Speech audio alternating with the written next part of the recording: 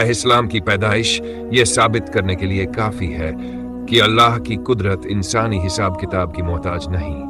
उनके वालिद इब्राहीम अलैहिस्सलाम उम्र के उस पड़ाव पर थे जहां लोग औलाद की उम्मीद छोड़ देते हैं, और उनकी वालिदा सारा अलैहिस्सलाम भी बूढ़ी हो चुकी थी। ऐसे वक्त में फरिश्ते आए और खुशखबरी दी कि तुम्हें एक बेटा दिया जाएगा, इशाक। ये सिर्फ औलाद की खबर नहीं थी, बल्कि यह ऐलान था कि अल्लाह जब चाहता है तो बंद दरवाजे भी खोल देता है। सोचो, जिस घर ने पहले ही कुर्बानी का इम्तिहान दिया हो, जिस घर ने हिजरत देखी हो, आग का इम्तिहान देखा हो, उसी घर में एक और नेमत आई, मगर नेमत अपने साथ जिम्मेदारी भी लाती है। इशाक अलैहिस्सलाम बड़े हुए तो उन्हें भी नबूवत दी गई। ये कोई मामूली बात नहीं कि एक बाप भी नबी, बेटा भी नबी, और आगे की नस्लों में भी नबी आते रहे। ये दीन की अमानत थी जिसे संभालना आसान नहीं। इशाक अलैहिस्सलाम ने अपनी कौम को तौहीद की तरफ बुलाया।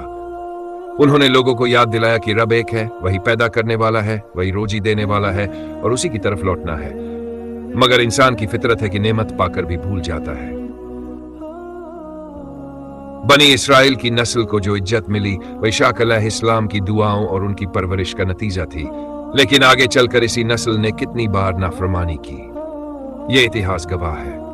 यहां हमारे लिए सख्त इबरत है।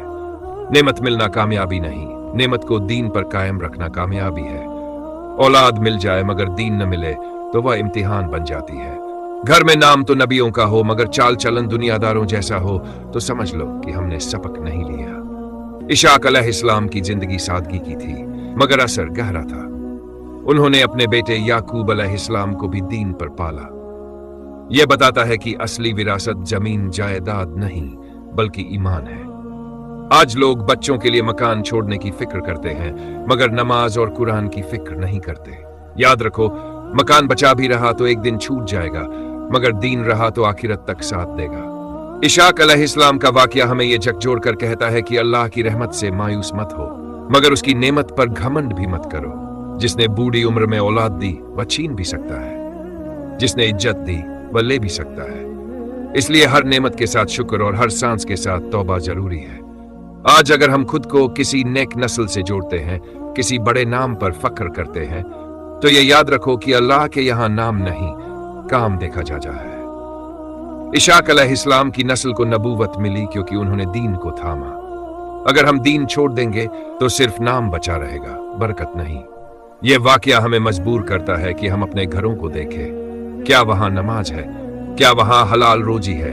क्या वहां अल्लाह का जिक्र है? अगर नहीं तो फिर हम इशाक अलैहिस्सलाम के वाकये से क्या सीख रहे हैं?